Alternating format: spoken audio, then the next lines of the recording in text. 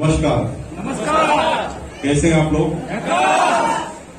जो चुप बैठे हैं वो कैसे हैं? आप ही बोल रहे हैं। अरे मैं उनसे पूछ रहा हूं भाई, चुप रहने वाले ठीक है ना? ये चुप रहने वाले बहुत कंफ्यूज करते हैं और कंफ्यूज होते हैं। चुप रहने से समस्याएं जिंदगी में बढ़ने वाली है, कम कभी होने वाली नहीं। दुनिया के हर महान वक्ता का कहना है कि कम्युनिकेट प्लीज, लगातार बातचीत जारी रखिए।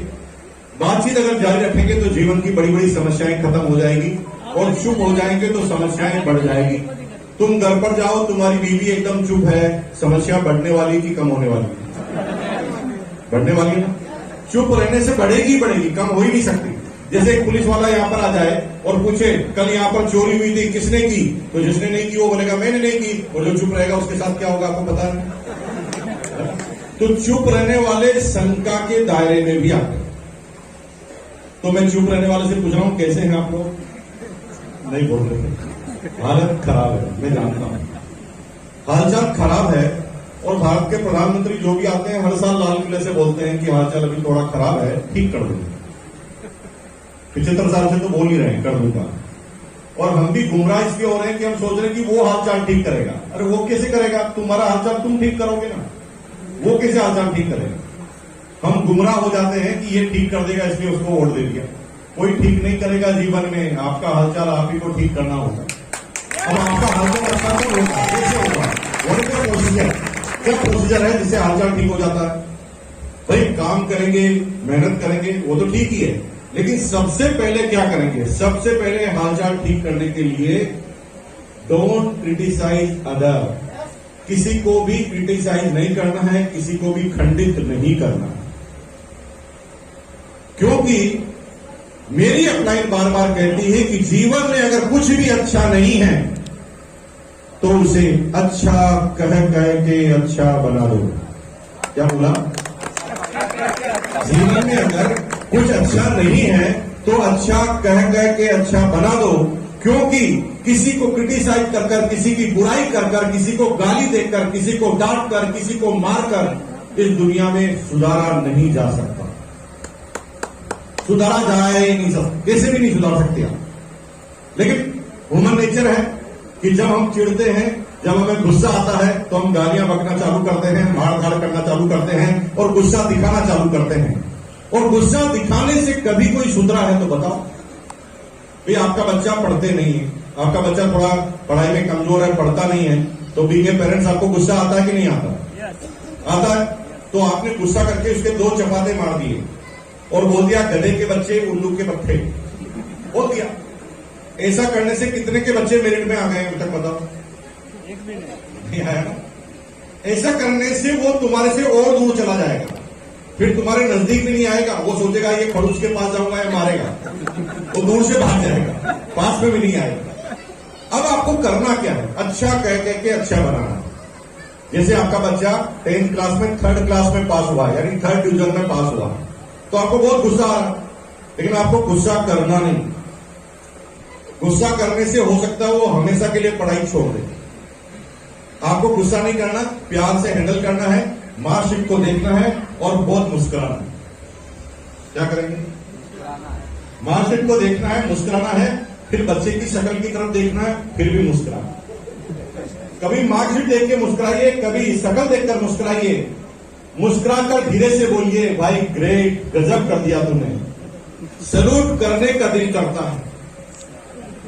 पूरे साल में 1 मिनट भी पढ़ते हुए नहीं देखा, फिर भी पास। वाह, दिमाग तो है।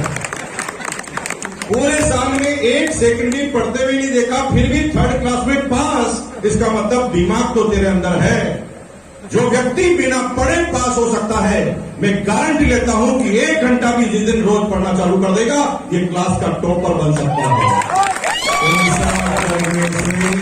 पढ़ाई के प्रति उसकी भावनाएं जाग सकती है, लेकिन गधे का बच्चा, उल्लू का पट्टा 2 चपाते मारने से वो कभी भी नहीं सुधर सकता। तो अच्छा कह के अच्छा बनाना। 95% पुरुषों को ये लगता है, जिनकी शादी हो गई है, उनको लगता है कि इससे अच्छी बीवी मिल सकती है। कितने परसेंट पुरुषों को लगता है? 95% पुरुषों को ये लगता है कि इससे अच्छी बीवी मिल सकती थी, और 99% महिलाओं को लगता है कि इससे अच्छा बंदा मिल सकता है। यानी पुरुषों का 95% है और महिलाओं का 99% है। सबको, हर महिला को ऐसा लगता था कि ये जो मिला है ना, इससे तो बेहतरीन हो सकता है। भगवान ने कोई ना इंसाफी की कि ऐसा मुझे बंदा मिला, लेकिन मिल गया तो मिल गया। अब परेशान होने से क्या फायदा? अब तुम न चेंज कर सकते हो तो तुम झगड़ा करके करोगे क्या? तुम उसके ऊपर भड़ास निकालो, वो तुम्हारे ऊपर भड़ास निकाले, इससे कोई समाधान होने वाला नहीं। आज से जो भी हमारा पार्टनर है उसे हम अच्छा कह कह के अच्छा बना देंगे। क्या करेंगे? जो भी है उसे इतना अच्छा कहेंगे कि वो अच्छा बन जाए, क्योंकि इसके अलावा हमारे पास कोई अल्टरनेटिव नहीं है। शादी तो हो गई, तो जो है उसे अच्छा कहो, यही तो तरीका है, और कोई तरीका ही नहीं। अब तुम्हारी बीवी का अगर तुम टाइम टेबल देखोगे, दिमाग खराब हो जाएगा। सुबह 4 बजे उठ जाती है, 4 बजे उठ जाती है, बच्चे को उठाती है, साफ सफाई करती है, नहाती धोती है, बच्चे को तैयार करती है, फिर टिफिन बनाती है, फिर स्कूल भेजती है, फिर पति के लिए चाय बनाती है, फिर पति को ऑफिस भेजती है टिफिन लेकर, फिर लंच की तैयारी, फिर डिनर की तैयारी, पूरे दिन भर काम करती। रात को 11 बजे तक एक महिला नहीं सो सकती। अब इतना काम करने वाले से कभी कभी तो गलती होगी। कभी ऐसा सुना है कि एक आदमी चुपचाप खाट पर सो रहा था, उसे 4 गलतियां हो गई? कभी सुना? जो काम करेगा उसी से तो गलती होगी, जो काम नहीं करेगा उससे गलती होने का कोई चांस ही नहीं। अब क्या हुआ? आपने अलार्म डालना भूल गए, ऑफिस जाना था 9 बजे, उठना था 7 बजे, अलार्म भरा नहीं, गलती आपने की, और आपकी नींद 8 बजे जगी। अब 1 घंटा ही आपके बचा, और अब आप टेंशन में आ गए। अब हर काम को आप तेज तेज करने लगे, सबको परेशान करने लगे। बीवी को फटाफट चाय लगाओ, फटाफट चाय लेकर, मैं लेट हो गया। बीवी भी कह रही, भाई राम, भाई तोबा, ये कैसा आदमी है, लेट ये हो गया, परेशान मुझे कर रहा है। वो फटाफट जाती है किचन में, चाय बनाकर तैयार करती है। अब जल्दबाजी में शुगर डालना भूल गई, लेकिन वो भूलना क्यों हुआ? क्योंकि उसने चाय बनाई। अगर वो चाय बनाती नहीं तो शुगर डालना भूलती। तो बनाना ज्यादा महत्वपूर्ण है कि शुगर रह गया वो ज्यादा महत्वपूर्ण? बनाना ज्यादा महत्वपूर्ण है भाई। अब आपने चाय पी, देखा कि शुगर नहीं है, आपका पारा पहले ही गर्म था और गर्म हो गया, दिमाग खराब कर दिया, एक चाय ढंग से नहीं पिला सकती। ऐसा तुम बार बार कहोगे तो तुम्हारी बीवी एक दिन तुम्हें कहेगी कि तुम्हारी चाय तुम ही बना लो। तो समस्या बढ़ने वाली कि कम होने वाली? तो तुम जिंदगी भर सारे काम ऐसे करते हो जिससे समस्याएं बढ़ती। अरे इसे नहीं करना। एज ए लीडर की तरह अभी हमारी भूमिका होनी चाहिए। हमारा मकसद शुगर नहीं है ये बताना है ना, हमारा मकसद किसी को परेशान करना हमारा मकसद नहीं होना चाहिए, किसी को क्रिटिसाइज करना हमारा मकसद नहीं होना चाहिए। शुगर नहीं है, इतनी सी तो बात बतानी थी, इतना बड़ा बखेड़ा करने की जरूरत क्या थी? आपको क्या करना है? अगर पता चल जाए कि शुगर नहीं है ना चाय में, तो सेक्सी निगाहों से अपनी वाइफ की तरफ देखना है और हाथ पकड़कर खींचना, पास में बिठाकर कहना, कितना काम करती है, सुबह से लगी हुई है, काम काम काम। अरे इतना काम करेगी, मशीन है क्या तू? कभी तो साथ में बैठकर चाय पीनी चाहिए। और पास में बिठा दो, पास में बिठा दो, और फिर कहना कि एक ही कप में से पिए, एक सिप तुम, एक सिप मैं। आप पहली सिप पीजिए, बिल्कुल भी एक्सप्रेशन मत दीजिए कि शुगर नहीं है, पीजिए जैसे बिल्कुल पूरी शुगर है, सब पीजिए और बीवी को दे दीजिए। अब जो तुम्हें कहना है वो बीवी कहे। अब बीवी चाय पी कर देगी, दिमाग खराब है तुम्हारा, इसमें तो शुगर नहीं है, तुम भी तो यही कहने वाले थे। अब तुम्हारी बीवी कह रही, दिमाग खराब है तुम्हारा, इसमें तो शुगर ही नहीं है। तो आपको एक धीरे से बोलना है, मुस्कुराते हुए, डार्लिंग तेरे होठ लग गए ना, अब शुगर की जरूरत ही नहीं। क्या बोलेंगे? डार्लिंग तेरे होठ लग गए ना, अब शुगर की जरूरत ही नहीं है। ऐसा कहने से क्या होगा पता है? ठीक 15 मिनट बाद तुम्हारी बीवी तुम्हारे पास आएगी और कहेगी आज नाश्ते में क्या पसंद करेंगे।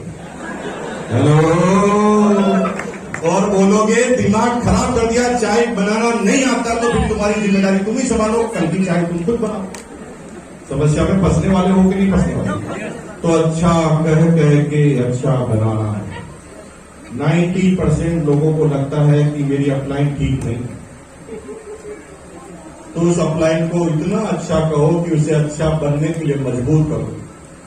99 अपलाइनों की डाउनलाइन खराब है, उनके अनुसार काम नहीं करती, तो उसी का भी एक ही तरीका है, क्या? अच्छा कह के अच्छा बना दो। पिकअप सेंटर वाले थोड़े ज्यादा नालायक, तो क्या करना है? क्या कहना है? अच्छा कह के अच्छा बनाना। जैसे मान लो सारे सामान नहीं रखता है, तो आप डायरेक्ट मत बोलिए कि सारे सामान नहीं रखते, आप उसकी तारीफ कीजिए, जो भी उसमें अच्छाई है, झूठी तारीफ नहीं करना। सर गजब सर, क्या आपका मुस्कुराता हुआ चेहरा है, आपके यहां पर आकर ही सुकून मिलता है। और सर आप इतने कम प्रोडक्ट रखते हैं, फिर भी आपकी सारी इतनी ज्यादा सेल हो जाती है। मैं गारंटी के साथ देता हूं कि जिस दिन आपने सारे प्रोडक्ट रखना चालू कर दिया, आप पूरे बिहार के टॉप पिकअप सेंटर बन जाएंगे। ऐसा करने से वो जागरूक हो सकता है, लेकिन क्रिटिसाइज करने से वो तुम्हारे से जिंदगी भर दूर हो सकता है। वो क्या कहेगा, ये शिकायती राम है, पूरे दिन पर शिकायत करता है।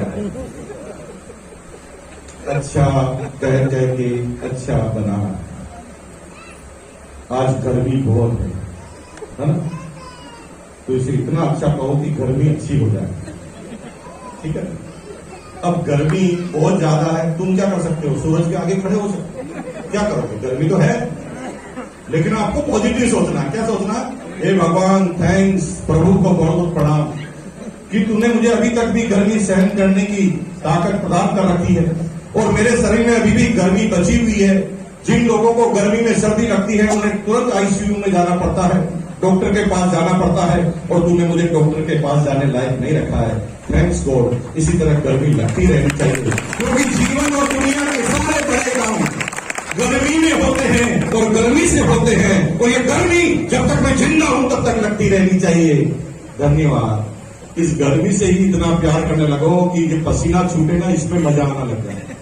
हेलो, इसके अलावा और कर क्या सकते हो? तो आप चिल्ला ही तो सकते हो, गर्मी बहुत है, गर्मी बहुत है। 4 आदमी को और टेंशन में लाओगे, जिनको बेचारों को पता नहीं उनको भी पता चल जाएगा गर्मी बहुत है। ऐसा करना, अच्छा कह के अच्छा बनाना है। करेंगे ऐसा? कितने लोग करेंगे? बात करेंगे, दोनों आप खड़ा कीजिए, और एक बार अंदर के सारे राक्षस को बाहर निकालना है बोल के यस। चलो बात करते हैं, कौन बड़ा राक्षस था?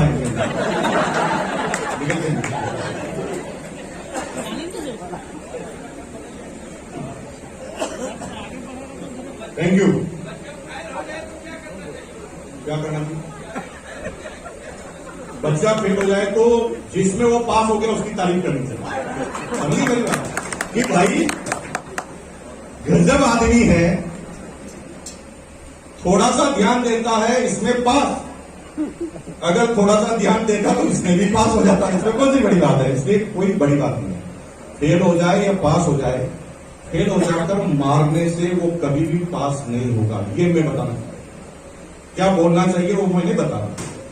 क्रिटिसाइज जब करोगे तो वो तुम्हारे से दूर हो जाएगा, तुम मारोगे तो तुम्हारे नजदीक भी नहीं आएगा, दूर से ही देखकर अपने रास्ते बदल लेगा।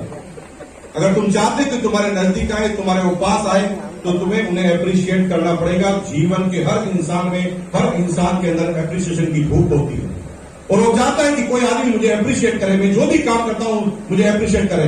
मुझे आप पंडित जी लग रहे हैं, पंडित जी है ना, तो जब आप बहुत अच्छी पूजा करते हैं तो आप ये चाहते हैं ना 4 आदमी कहें यार भाई साहब कितने अच्छे श्लोक बोले आपने, चाहते हो कि नहीं चाहते हो? कोई आदमी ये कहे कि यार सारे पंडित एक जैसे होते हैं, कहता नहीं क्या बोल रहे हैं, आपको अच्छा लगेगा क्या? नहीं लगेगा।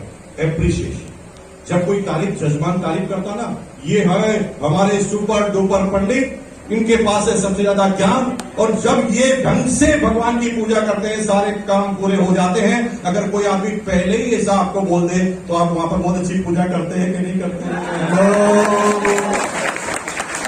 समझ रहे हो मेरी बात?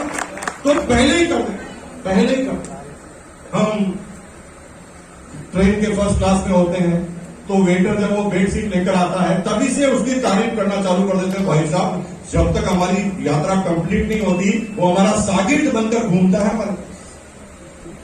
पहले कहना चालू कर देते हैं, भाई यार इतने इंटेलिजेंट आदमी लग रहे हो, सकल से तुम पढ़े लिखे लग रहे हो, मुझे पता है कि तुम्हारे काम के हिसाब से तुम्हारे को जॉब नहीं मिली है, लेकिन मुझे ये भी पता है कि तुम्हें जहां पर भी जॉब मिली है वहां से तुम टॉप पर जाने वाले, क्योंकि तुम्हारे में हटकर क्वालिटी।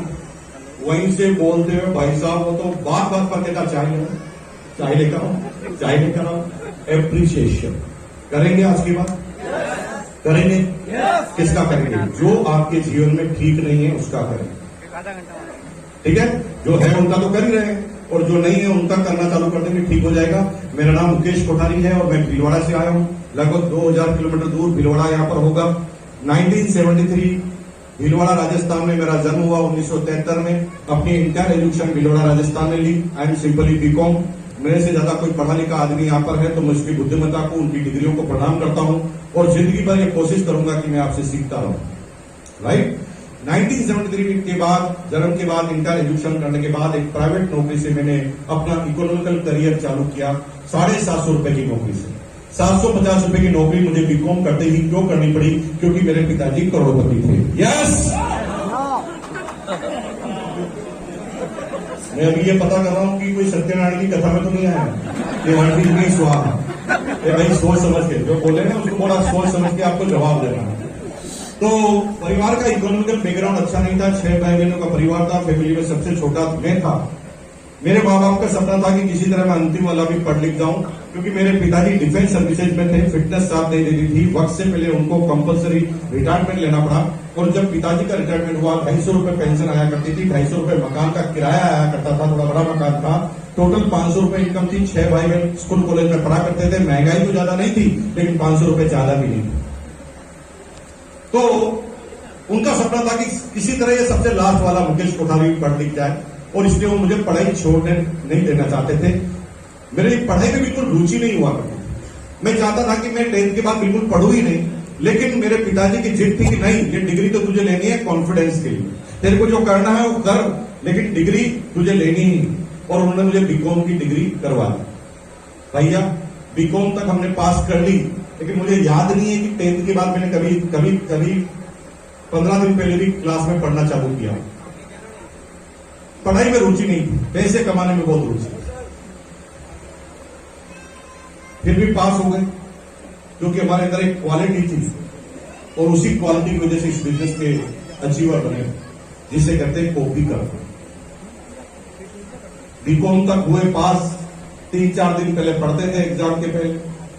झूठ बोल रहा हूं, पढ़ते नहीं थे, नोट्स बनाते थे, छुपा कर ले जाए, है ना, और कैसे भी करके पास हो जाए। कॉपी करने में माहिर थे, बहुत खिलाड़ी थे। जिस आदमी की हमने कॉपी की ना, मैथमेटिक्स में उनके 95% नंबर आए और हमारे 97। इतने कॉपी करने में होशियार है। पूछोगे तो बताऊंगा कैसे। पूछोगे यार, अगर हम कॉपी करने में माहिर है तो क्या एक ही आदमी से कॉपी किया होगा? ज्यादा है। जिसका अच्छा था उसी का लिख लिया। कॉपी करने की इसी क्वालिटी की वजह से आज हम यहां पर। इस बिजनेस में दिमाग नहीं लगाना। दिमाग लगाना है तो इंजीनियर बन जाओ, चार्टेड बन जाओ, IAS अफसर बन जाओ। इस बिजनेस में तो फॉलो करना। आपके आगे जो लोग जा चुके हैं ना, वो रास्ता तैयार करके जा चुके हैं। तुम्हें ये एहसास दिला दिया कि कोई डायमंड पे गया है तो डायमंड का रास्ता तो है, तुम भी जा सकते हो। तुम्हें वापस चक्के का या पहिए का आविष्कार करने का कोई फायदा नहीं होने वाला। और 90% दिमाग वाले इस सिस्टम में कामयाब इसलिए नहीं होते क्योंकि वो चक्के का यानी पहिए का आविष्कार वापस करना चाहते। वापस करने से क्या होगा? वो तो हो चुका है। एक आदमी अगर दिल्ली गया है तो उसी से पूछ लो ना, दिल्ली जाने में क्या क्या चैलेंज है। जब बेसिक कॉल और कार्डिनल बन चुके हैं, 70 साल के अनुभव के बाद बन चुके हैं, फिर अपना दिमाग काहे लगाना है। जो हो गया उस पर काम करो। हमारे अंदर तो दिमाग ही नहीं था कि कॉपी किसको करना किसको नहीं करना, तो हम सोचते थे सभी की कॉपी कर लेते। अपन क्यों छटनी करेंगे, किसकी करें किसी की नहीं करें। हम पहले अमिताभ बच्चन स्टाइल में अपने बाल रखते थे, हमारी अपलाइन मांग रखती थी, हमने बाल की स्टाइल ही चेंज कर दी। मैं कहा भाड़ में जाए, हमें क्यों पता करें कि किसको चेंज करें किसको नहीं करें, हम तो हर चीज को ही कर लेते। अपलाइन ने बाल जैसे रखे हमने रख लिए, अपलाइन हमेशा टाई पहनती थी, हमने टाई पहनना चालू कर दिया, अपलाइन सूट पहनती थी, हमने सूट पहनना चालू कर दिया। अपलाइन हमेशा मीटिंग में जाती थी, हम मीटिंग में जाते थे। अपलाइन जय आरसीएम बोलती थी, हम भी जय आरसीएम बोलते थे। अपलाइन प्लान बताती थी, हम भी प्लान बताते थे। अपलाइन हमेशा घर से बाहर रहती थी, हम भी घर से बाहर रहने लगे, प्लान बताने लगे। टू द पॉइंट, वो इसलिए जहां अपलाइन पहुंची वहां हम पहुंच गए।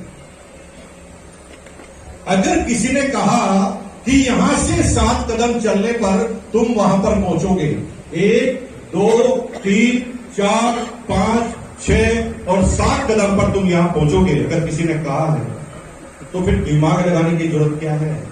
पैरों के निशान पर पैर रखो तो 7 कदम पर वहीं पे तो पहुंचोगे। लेकिन थोड़ा दिमाग लगा लेते हैं, हम किधर भी 7 कदम चल जाते हैं। अपलाइन ने कहा 7 कदम चलो तो 1, 2, 3 गड़ाओ।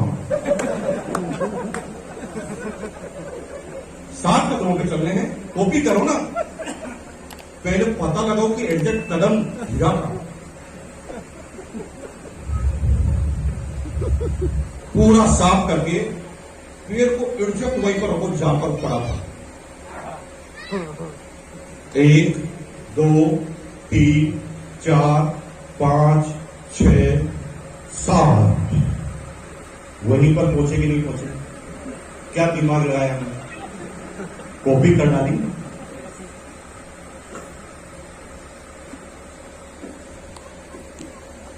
₹750 की नौकरी चालू की थी मैंने पहले एज ए मार्केटिंग असिस्टेंट के लिए। लेकिन पैसे कमाने का सिलसिला अभी चालू नहीं हुआ था, 6ठी क्लास से चालू किया। 6ठी क्लास में मैं पैसों के बारे में सोचता था कि खूब पैसा कमाना है। 6ठी क्लास में जब बच्चे क्रिकेट और गिल्ली डंडा खेलते थे ना, उस समय मैंने पतंग की दुकान लगाई, काइट की। ₹1.60 इकट्ठा किया पूरे साल। 5-5 पैसे, 2-2 पैसे इकट्ठे किए। जब बच्चों की टॉफी खाने की इच्छा होती थी ना, उस समय हम अपने लक्ष्य को देखते थे, टॉफी नहीं खाते थे। हमारी क्लासमेट थी क्लास 5 में, ललिता राजपूत, वो हमें बहुत चिढ़ाती थी। वो लॉलीपॉप लाती थी, उसको 15 दिन तक चलाती थी। जब भी हम सामने आते थे, ज्योमेट्री में से निकालकर लॉलीपॉप हमारे सामने चाटती थी और रेपर बंद करके रख देती थी। हमें बहुत गुस्सा आता था, मैं सोचता था एक दिन मैं भी लाऊंगा लॉलीपॉप, इसको चिढ़ाऊंगा। लेकिन जब हमारा लक्ष्य होता है ना, इसलिए कहते हैं लक्ष्य को अपनी आंखों के सामने रखें। इसलिए तुम्हारी अपलाइन बार बार कहती है कि तुम्हारा जो लक्ष्य है तुम्हारे वॉश बेसिन के सामने होना चाहिए। जब तुम सुबह सुबह उठते हो ना, तो वो लक्ष्य जब रखोगे ना, तो जीवन में जितनी भी तरह की प्रॉब्लम आ रही है ना, वो खत्म हो जाएगी। जीवन में उल्टे पुल्टे सारे विचार खत्म हो जाएंगे, क्योंकि जब तुम लक्ष्य की तरफ देखोगे तो तुम्हें लगेगा कि अरे भाई मैं क्या उल्टे पुल्टे काम कर रहा हूं, मुझे तो जाना कहीं और है और मैं कुछ सोच कुछ और रहा हूं। जो ही मैं अपने लक्ष्य को देखता था, मैं कहता था भाड़ में गई ललिता, हमें क्या लेना देना, हमें अपने दम पर काम करना है। और ₹1.60 हमने इकट्ठे कर लिए। 6ठी क्लास में पतंग की दुकान लगाई। ₹1.60 में लग नहीं सकती थी, तो 6ठी क्लास में हमने लोन लेना भी सीख लिया। बड़े भाई साहब से ₹1.60 उधार ले लिया। बड़े भाई साहब से कहा पैसा उधार दो। बड़े भाई ने कहा क्यों? मैंने कहा दुकान लगानी है। तो मेरा भाई मेरे ऊपर हंसा कि मैं 8वीं में पढ़ता हूं, मैंने भी नहीं सोचा, तू कैसे दुकान लगाएगा? तो मैंने उनको रिपोर्ट बताई, प्रोजेक्ट रिपोर्ट, पेपर पर बताया कि पहली दुकान 4 किलोमीटर दूर है पतंग की। अगर मैं यहाँ दुकान लगा लेता हूँ, यहाँ के सारे ग्राहक मेरे हो जाएंगे। और मैं पता लगा के आया हूँ कि होलसेलर कहाँ है, कितने में पतंग मिलती है और कितने का इसके अंदर मार्जिन है। मेरे भाई को प्रोजेक्ट रिपोर्ट इतनी पसंद आई कि उसने मुझे ₹1.60 दे दिया। मैंने उन्हें कहा कि तुम मुझे ₹1.60 दोगे तो 3 महीने में ₹1.90 वापस मिलेगा। लोन कब मिलता है? लोन तब मिलता है जब सामने वाले को तुम ये बिलीव करा देते हो कि तुम्हारा पैसा डूबेगा नहीं, तभी तो लोन मिलेगा। और मुझे लोन मिल गया ₹3.20 में मैंने पतंग की दुकान लगा ली। और सरवण जी आपको आश्चर्य होगा, 3 महीने में मैंने अपने पैसे को डबल कर दिया। 3 महीने। आपके पास ऐसा कोई बिजनेस है तो बताइए, इसमें 3 महीने में पैसा डबल हो सकता है। 6ठी क्लास में कर दिया। वहां से मेरे बिजनेस का सफर चालू हुआ, जो कभी पीछे हटके नहीं रुका। लोग होली पर कलर लाने की प्लानिंग करते थे, कलर लगाने की प्लानिंग करते थे। होली में मैं कलर की दुकान लगाने की प्लानिंग करता था। राखी पर लोग राखी बंधवाने की तैयारी करते थे, मैं राखी की दुकान लगाकर बैठ जाता था। दिवाली पर लोग पटाखे चलाने की तैयारी करते थे, मैं पटाखे की दुकान लगाकर बैठ जाता था। एक सीजन जाने नहीं देता था, हर जगह कहीं न कहीं मैं बिजी रहता था और काम करता था। और आपको आश्चर्य होगा कि 9वीं क्लास में मेरे टीचर और मेरी इनकम बराबर हुआ करती। 768 रुपए बेसिक सैलरी मिलती थी और उतना मैं पार्ट टाइम में कमा लिया करता था। 10वीं में आते आते मैंने थोड़े बड़े काम करना चालू कर दिया। मुझे कोई समझाने वाला नहीं था कि गलत काम क्या है, सही काम क्या है। मैं तो एक ही चीज देखता था, पैसा आता है कि नहीं आता।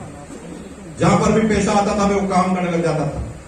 एलपीजी सिलेंडर की बहुत कमी होती थी हिंदुस्तान में, हमने एलपीजी सिलेंडर को ब्लैक करना चालू कर दिया। भाई साहब, आप अभी बना रहे होंगे नेटवर्क, ये नेटवर्क हमने 10वीं क्लास में ही बना लिया। पूरे मोहल्ले का सर्वे किया और पता लगाया कि कौन सी छोटी फैमिली है, कौन सी बड़ी फैमिली है। छोटी फैमिली को जाकर प्लान बताते थे कि भाई साहब, सरकार तुम्हें 2 सिलेंडर देती है, यूज तो एक ही आता है, तो एक सरकार से लेकर हमें दे दो, 100 रुपए अतिरिक्त देंगे। 100 रुपए अतिरिक्त में लेकर 150 रुपए अतिरिक्त में हम बेच दिया करते थे। 1000-1200 रुपए कमा लिया करते थे 10वीं 11वीं। 12वीं में आते आते बहुत कॉन्फिडेंट हो गए, 5 इंच सीना पहले ही बाहर निकल गया। फुला के निकालने की जरूरत नहीं है, तुम पैसा कमाओगे, सीना ऑटोमेटिक ही बाहर निकलता। कमा के तो देखो, अपने आप ही निकलता। 12वीं क्लास में हम घबराते थे, इतने कॉन्फिडेंट थे क्योंकि पैसा बहुत कमाते थे। 6ठी क्लास के बाद 1 रुपया हमने कभी अपने मां बाप से नहीं लिया। एलपीजी सिलेंडर का जो डीलर था ना भीलवाड़ा में, उस समय बड़े आदमी होते थे जो पेट्रोल पंप वाले, एलपीजी सिलेंडर के जो डीलर होते थे, बड़े आदमी होते थे समाज के। हम एक दिन बिना परमिशन के घुस गए उसके चेम्बर और उसको जाके कहा, भाई साहब नमस्कार, मुझे पता है कि आप और आपके लोग मिली भगत से गैस के सिलेंडर ब्लैक करते हैं। वो खड़ा हो गया, उसने कहा तू इन्फॉर्मेशन दे रहा है कि इंक्वायरी कर रहा है? मैंने कहा ना, मैं इन्फॉर्मेशन दे रहा हूं ना इंक्वायरी कर रहा हूं। मैं आपके फायदे की बात बता रहा हूं कि आप समाज का गौरव हैं, भीलवाड़ा की शान है, आपके नाम के डंके बजते हैं, लेकिन आपके आगे जब ब्लैक मेलर लगता है ना तो मुझे मंजूर नहीं है। इतनी बड़ी हस्ती, आपका नाम खराब होता है तो मुझे अच्छा नहीं लगता। इसलिए मैं चाहता हूं कि आज के बाद आप एक भी सिलेंडर ब्लैक ना करें, जो भी करना है मेरे थ्रू करें। मैंने इतना अच्छा प्लान समझाया कि मालिक को समझ में आ गया। उसने तुरंत मैनेजर को बुलाया, उसने कहा पागलों, एक एक को सिलेंडर ब्लैक करोगे तो बदनामी होगी, इसको ऑथोराइज एजेंट बना दो ब्लैक करने का। अब पूरे भीलवाड़ा का कोई भी ब्लैक का सिलेंडर होता मेरे थ्रू जाता। शादी ब्याह होते ना महीनों, तब आप 3-4 बार खाना खाने जाते होंगे सीजन में, है? भीलवाड़ा में एक भी शादी ऐसी नहीं थी जो मेरे बगैर हो जाए। हलवाई आते ही सिलेंडर की जरूरत पड़ती थी और उसको मेरे अलावा किसी को मिलता है। शादी फाइनल होते ही लोग बाग कार्ड लेकर आते थे कि भाई साहब सहपरिवार आना है, साथ में 4 सिलेंडर भी लाने। फर्स्ट क्लास काम चलता था, 2-2.5-3 हजार रुपए कमा लिया करते थे उस जमाने में। उस समय मोपेड 5,000 की आती थी, स्कूटर 10,000 का आता था, बाइक 15,000 की आती। उस जमाने में अपनी बाइक को मेंटेन करते। आप सोच सकते हैं, 12वीं क्लास की बात कर रहा हूं, वो भी इंडिपेंडेंट। मैं सोचता था कि यार ये जिस दिन बीकॉम हो जाएगी ना उस दिन मैं कमाल करके बताऊं, क्योंकि मेरे पिताजी मुझे खुलकर काम नहीं करने देते थे, बार बार उलझा देते थे, चल पढ़ाई कर, चल पढ़ाई कर, चल पढ़ाई कर। मैं एक ही बात सोचता था, साले पढ़ाई का पीरियड छूट जाएगा, फिर मैं बताता हूं कैसे कमाया। एक बार बीकॉम हो गई, बीकॉम होते ही बिना रिजल्ट का इंतजार किए प्राइवेट नौकरी में ज्वाइन हो गया एज ए मार्केटिंग असिस्टेंट। पूरा महीना मैंने काम किया, 12 घंटे रोज। 12 घंटे रोज काम करने के बाद मुझे सैलरी दी गई 750 रुपए। मुझे खूब देर तक हंसी आई। मैंने कहा यार ये पागल आदमी है, मुझे 750 का समझता। जो आदमी 3,000 कुछ मिनटों में कमा लेता है, पार्ट टाइम में कमा लेता है, उसको ये 12 घंटे के 750 रुपए दे रहा है। मैंने उसी समय कसम खा ली कि मैं नौकरी करूंगा ही। लेकिन घर में आते आते मैं चिंता से ग्रसित हो गया। मैंने कहा यार पिताजी को क्या समझाऊंगा, पिताजी को मना करूंगा तो पिताजी कहेंगे नौकरी कर। अब पिताजी को बोलूंगा तो मैं रात भर झगड़ा रहा, मैं आइडिया सोचने लगा और मुझे एक भी आइडिया नहीं मिला। मेरी आंखें लाल हो गई, वैसा आंसू टपकने लगे। सुबह 5 बजे नींद आई, लेट उठा तो मां को चिंता हुई। मां मेरे रूम में आई, पीछे पीछे पिताजी भी आ गए। मां ने मेरी आंखों को देखकर कहा, क्या प्रॉब्लम है भाई, अभी तो हम जिंदा है ना। मेरी मां ने क्या बोला, अभी तो मैं जिंदा हूं ना। अभी तो मैं तो जिंदा हूं ना। ये मेरी मां थोड़ी थी, सभी की मां ऐसी होती, सबकी एक मुझे सबकी मां ऐसी थी। तू क्यों चिंता कर, अभी तो मैं जिंदा हूं ना। लेकिन मेरे पिताजी थोड़े खड़ूस किस्म के इंसान, कहा पागल आदमी क्यों रो रहा है। मैंने कहा वो है ना, वो मैनेजर है ना, मेरे को 750 रुपए का समझता है। मेरी मां को मैंने कहा मैं 750 को लगता हूं मां। तो मां ने कहा नहीं, तू तो करोड़ों का है। सभी की मां ऐसी होती है, मेरी अकेले की मां थोड़ी ऐसी, तू तो करोड़ों का है। लेकिन मेरे बाप खड़ूस, पागल आदमी 750 के लिए रो रहा है, दिमाग खराब है मेरा। चलो फटाफट तैयार हो, ऑफिस जा। इस बात से क्या फर्क पड़ता है, ये तेरी कोई अंतिम इनकम है जो रो रहा है, this is your first income. इस बात से क्या फर्क पड़ता है कि अभी तू क्या कहां है, फर्क तो इस बात से पड़ता है कि तुझे जाना कहां है।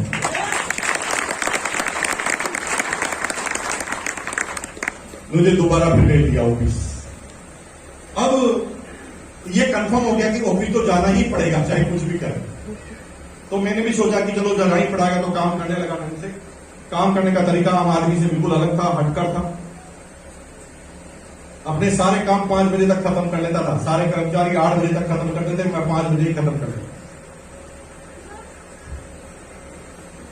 जब हमारा काम थोड़ा जल्दी खत्म हो जाता तो हम क्या करते हैं, चाय पीते हैं, ठेले पे जाते हैं, व्हाट्सएप देखते हैं, इंस्टाग्राम फेसबुक देखते हैं, दोस्तों के साथ बात करते हैं, एक फिल्म देखते हैं, यही तो करते हैं। लेकिन मैं समझता काम खत्म होते ही मैं बॉस के चैम्बर में जाता। बॉस कहता था क्यों आया, मैंने कहा साहब काम खत्म। बॉस कहता इतना जल्दी, मैंने कहा यस। तो बॉस कहता चल ये फाइलें जमा दे, इसको यहां रख दे, उसको वहां रख दे। वो मुझे काम बता देता। असल में हम इसलिए गए थे चैम्बर में, हम ये जानना चाहते थे कि मेरा बॉस ऐसा क्या करता है कि मेरा बॉस है। मेरा बॉस ऐसा क्या करता है जिसका हम पता लगाने गए थे, जिसकी वजह से वो मेरा बॉस था। अब बॉस जब भी हाथ में कैलकुलेटर लेता, हम काम को रोक के गर्दन को निकाल कर कैलकुलेटर की तरफ देखते थे कि ये टाइप क्या है। वो जो ही मल्टीपल करता था, हम एक एक फिगर को नोट करते थे। वो जब भी एंट्री करता था, हम एक एक फिगर को नोट करते थे। और 5 दिन में हम ये समझ गए कि ये करता क्या। 5 दिन बाद हम उसके पास जाते और कहते सर आप इतने बड़े आदमी, इतने बुद्धिजीवी आदमी, इतने दिमाग वाले आदमी, क्या छोटे मोटे काम करते हो, ये काम तो मैं भी कर सकता हूं। तो बॉस कहता था दिमाग खराब है, बहुत बड़ा काम है, कंपनी टिकी हुई है इस पे। मैंने कहा सर मुझे पता नहीं कौन किस पे टिका हुआ, मुझे तो ये पता है कि ये काम जो तुम कर रहे हो मैं कर सकता हूं। उसका करके बता। मैं 4-5 एंट्री करता था, वो बॉस एकदम कॉन्फिडेंट हो जाता था। अब बॉस घूमने चले जाता था, मुझे उसका काम बताकर चला जाता था और मैं बॉस का काम करने लगा। धीरे धीरे एक एक काम को टुकुर टुकुर टुकुर टुकुर टुकुर टुकुर 3 महीने में बॉस को ये फ्री कर देता था। बॉस के सारे काम में सिवाय हाजिरी पर साइन करने को छोड़, बॉस आता था, अटेंडेंस पे साइन करता था, घूमने चला जाता था और बॉस के सारे काम में कर देता था।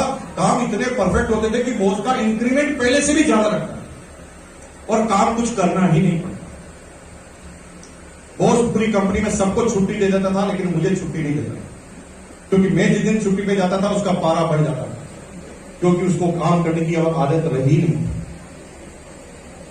एक दिन मैंने उन्हें कहा सर मैं लंच के बाद नहीं आऊंगा। तो बॉस ने कहा क्यों? मैंने कहा सर बच्चे की फीस जमा करनी है। तो बॉस ने क्या बोला, तेरी फीस मैं जमा करा दूंगा, तू आएगा। अब बॉस मेरे काम करने लगा और मैं बॉस के काम करने लगा। मेरे बॉस को मैं ये भी बता देता था कि 2 किलो आलू और 2 किलो प्याज लेते हुए आना, और मेरे घर के सारे काम मेरा बॉस कर और मेरे उसके काम में सारे मैं कर। ऐसे करते करते एक एक डिपार्टमेंट हेड का मैं चहेता बन गया। इसे चमचागिरी नहीं कहते, दैट इज अ टेक्निक, जिसे कहते हैं जिम्मेदारी। जब तुम जिम्मेदारी लोगे ना तो तुम्हारी अपलाइन की फोकस लाइन में आओगे। इतना बड़ा फंक्शन हो रहा है, सरवन जी ने तैयारी कर ली। क्यों भाई, सरवन जी के कोई ठेका लग रहा है कि यहाँ पर एडवांस लाके पैसा जमा कराएंगे? तीनों भाइयों को, सारी टीम को लगा रखा है, कुर्सियां जमाओ, स्टेज को सजाओ, माइक को चेक करो। सुबह 8 बजे लेने आए तो क्या कह रहे हैं, माइक को चेक कर लो एक बार। क्यों भाई, माइक को चेक करने से रॉयल्टी आती है आपको अलग से? दैट इज कॉल्ड जिम्मेदारी, रेस्पॉन्सिबिलिटी। जब रेस्पॉन्सिबिलिटी लेते हो तो आपकी अपलाइनों का फोकस आपकी तरफ क्यों होता है? क्योंकि आपकी अपलाइन इन्हीं बातों को चेक कर रही है, इन्हीं लोगों को ढूंढ रही है जो जिम्मेदारी लेने के लिए तैयार है। क्योंकि हर आदमी अपना साम्राज्य उसको सौंपना चाहता है जो जिम्मेदारी लेने के लिए तैयार है।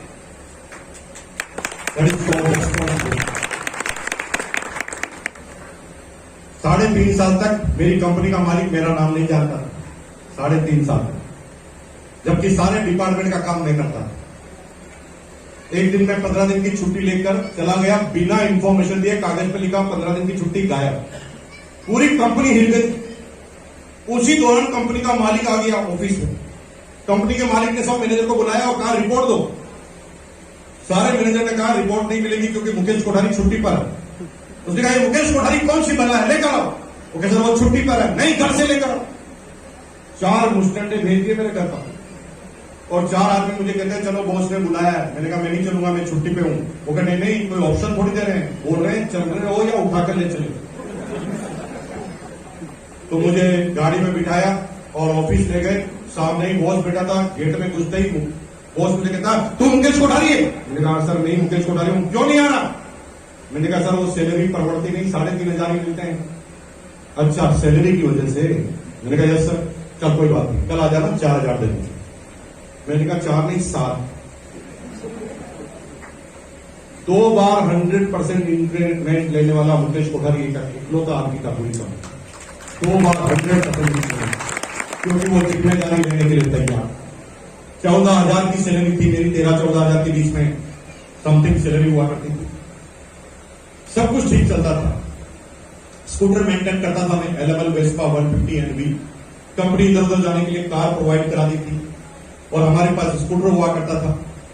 उस स्कूटर का अभी हम एक मंदिर बना रहे हैं। अभी भीलवाड़ा में एक मकान बन रहा हमारा 25 करोड़ रुपए का। कितने का? कितने का? बोलो कितने का? 25 करोड़। 40,000 स्क्वायर फीट में भीलवाड़ा के बीच में जिस जगह पर पूरी कॉलोनी बनाई जा सकती है, वहां पर हम केवल अपना बंगलो बना रहे हैं, वहां पर एक मंदिर बना रहे हैं। स्कूटर महाराज, जब आप भीलवाड़ा आएंगे ना तो जैसे आरसी वार्ड विजिट करेंगे, स्कूटर महाराज के भी दर्शन करके आना। ये स्कूटर के पीछे की क्या कहानी है, कभी ट्रेनिंग में मिलेंगे तो बात करेंगे। वो स्कूटर अगर हमारे जीवन में नहीं होता तो शायद हम इस बिजनेस में ही नहीं। वो स्कूटर ही हमारा सही से बड़ा रोल मॉडल था जिसने हमें इस बिजनेस में इस मुकाम तक पहुंचाया। वो स्कूटर को हम दिखाते नहीं थे, चलाते थे। तुम्हारी कार को तुम दिखाने के लिए लाते हो, इसलिए आगे नहीं बढ़ते हो। तुम्हारी कार दिखाने के लिए नहीं है, वो चलाने के लिए है। अगर 80,000 किलोमीटर से कम चल रही है आपकी कार तो सोच लीजिए कि आपका नेटवर्क बड़ा नहीं होने वाला। इतनी दौड़ा दो, दिन रात दौड़ा दो, एक जगह पर पहुंच जाओ जहां पर भी तुम्हारी टीम का एक बीच भी क्यों ना लगा हुआ हो। फिर देखो तुम्हारा बिजनेस कैसे नहीं पड़ता। हम तो खर्चे और बैलेंस शीट बनाते हैं पहले दिन। इतनी जगह जाऊंगा तो इतना नेटवर्क बन जाएगा। अरे भाई, जब हम पहली बार हैदराबाद गए थे, पहली बार इंदौर गए थे ना, तो एक आदमी जुड़ा नहीं था। एक ने कहा था मैं जुड़ सकता हूं। तो हम संभावनाओं पर चले। बैलेंस शीट एक दिन में नहीं लगाएगा। जियो अगर पहले दिन बैलेंस शीट बनाता था तो उसने तो फ्री में कनेक्शन दिए, लेकिन उसने आज पूरे हिंदुस्तान का सबसे बड़ा नेटवर्क कायम कर लिया मोबाइल का, क्योंकि पहले दिन वो बैलेंस शीट नहीं बनाता था। तुम शुरुआती दौर में शुरुआती अपनी रिस्क की कैपेसिटी के हिसाब से रिस्क ले लो। तुम्हारी कैपेसिटी कम है, कम लो। ज्यादा कैपेसिटी, ज्यादा लो। लेकिन आप टेक्निकली अचीवर हैं और आप पेट्रोल की रिस्क नहीं ले पा रहे। ये तो अपने आप में शर्म का। ये जो बाइक है ना, रॉयल्टी पे पहुंचने के बाद आप चला रहे हैं, ये रॉयल्टी पे बाइक दिखाओगे तो बाइक मिल जाएगी। दिखाओ मत, बाइक को चलाओ। दौड़ो, भागो, एक एक एरिया में जाकर कवर करो उन लोगों को जिनको तुमने सपने दिखाए। फिर कैसे नहीं बिजनेस बढ़ता है? संभव है, संभव है। भाव हो गया, स्कूटर पे बात चल रही थी।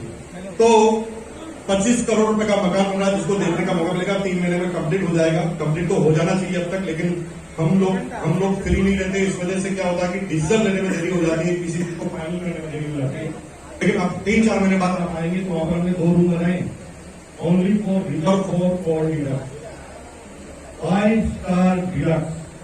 वर्ल्ड में कोई ऐसी होटल नहीं है जिसके अंदर जो फैसिलिटी हो और उस रूम के अंदर ना हो। और वो फिर से बनाने किसके लिए? Only for coal leader. Coal leader अगर भीलवाड़ा में आ गया बिना फंक्शन के तो हमारे साथ ही रुकेगा, दूसरी जगह रुकेंगे तो 15,000 का फाइन। अब आपके पास सपना होना चाहिए उस रूम में आके किधर रुके। फाइनल देखोगे तो पहुंचोगे, सोचोगे तो जाओगे। तुम सोचोगे ही नहीं तो जाओगे कैसे? तुम यहां से घर जाने का सोचोगे ना तभी पहुंचोगे, नहीं तो किसी और के घर में भी पहुंच सकते हो। अपने घर में जाने का सोचना पड़ेगा, सोचोगे तो पहुंच जाओगे, तुम सोचोगे नहीं तो पहुंचोगे। संभव 1999 में मेरी सैलरी 13-14 हजार रुपए के बीच में हुआ करती थी। 1999 उस समय डीसी डिस्ट्रिक्ट कलेक्टर की बेसिक सैलरी होती थी 9,998। सब कुछ ठीक था, जीवन में प्रॉब्लम नहीं थी, लेकिन चुप रहने की आदत नहीं थी, शांत बैठने की आदत थी, संतुष्टि थी नहीं। कुछ लोग आगे क्यों नहीं बढ़ते? क्योंकि संतुष्ट हो जाते। अब तो ए ग्रेड का गेजेटेड अफसर बन गया, अब क्या करना है? तब तक तुम्हारे दिमाग में असीम संभावनाएं हैं, लेकिन तुमने जो ही ये सोचा तुम खत्म हो गए। नौकरी के साथ भी उल्टे पुल्टे काम में करते रहता, फ्री नहीं रहता। मेरे जितने भी स्टाफ थे, जितने भी दोस्त थे ना मार्केटिंग वाले, अपना काम खत्म करके ट्यूर पर जाते थे ना, तो अपना काम खत्म करके रात को 8 बजे पार्टी करते थे ढक्कन खोलकर। हम पार्टी नहीं करते थे, 100 रुपए इन्वेस्ट करते थे। ऑटो वालों को पकड़ते थे, 100 रुपए देते थे, कहता घुमा। वो कहता कहां? मुझे पता नहीं कहां, तू घुमा। तो उसके पीछे बैठ जाते थे, फिर बातें करते थे उससे। तेरा नाम क्या है? तू कितना पढ़ा लिखा? तू रिक्शा क्यों चलाता है? तू रिक्शा ही क्यों चलाता है? तू इस गांव में क्यों आया? तू इसी गांव में क्यों आया? इस गांव की क्या खास बात है? इस शहर में क्या खास होता है? यहाँ के लोग अमीर क्यों होते हैं? यहाँ पर क्या काम किया जाता है? यहाँ कौन सी चीज फेमस है? कौन सी खाने की चीज फेमस है? कौन सी बेचने की चीज फेमस है? किसी चीज पूछते थे। थोड़ी देर बाद वो हमारा दोस्त बन जाता है, यार यार कहने लग जाता है। फिर हम गले में हाथ डालकर घूमते इधर उधर, और फिर वो हमें कहता भाई साहब एक बात बताओ। मैंने कहा बताओ। हमारे यहाँ एक इम्पोर्टेंट मार्केट है जिसका नाम है मनीष मार्केट, कलकत्ता है ना। इम्पोर्टेंट मार्केट है मनीष मार्केट, वहां पर इम्पोर्टेंट आइटम आते हैं, ले चलो। मैंने कहा चल। वो मनीष मार्केट में ले जाता, वहां पर सारे लोग वो आते जिनको कुछ खरीदना होता। मैं अकेला ऐसा ग्राहक था जिसको पता ही नहीं था कि खरीदना क्या। मैं मार्केट में घूमता, एक एक चीज को बारीकी से देखता, पता लगाता कि कौन सी चीज मेरे भीलवाड़ा में नहीं मिलती। जो चीज मेरे भीलवाड़ा में नहीं मिलती मैं उसको यहां से उठाकर ले जाऊंगा और भीलवाड़ा में जाके बेच दूंगा। पूरे दिन पर सोचता था, बेच दूंगा, इसको बेच दूंगा, उसको बेच दूंगा, यहां से ले जाकर वहां बेच दूंगा, बेच दूंगा, बेच दूंगा, बेच दूंगा। दिमाग में एक ही बात थी। कभी सीडी प्लेयर भेज देता था, जो सोनी के 20,000 के आते थे ना, चाइना के 4,000 के आते थे। 4,000 के सीडी प्लेयर लाकर 5-5 हजार में भीलवाड़ा में भेज देता था। कभी हेनरी हिल टी शर्ट 200 रुपए की उठाकर 300 रुपए में भेज देता था, और मेरी दुकान भीलवाड़ा में हिट हो गई। हिट, और दुकान थी ही नहीं, फिर भी हिट। उस दुकान में क्या मिलने वाला था किसी को पता ही नहीं था, फिर भी हिट। क्योंकि सबको यह पता था कि मुकेश कोठारी अगर बाहर गया ना तो ऐसी ही चीज लेकर आएगा जो भीलवाड़ा में मिलती नहीं।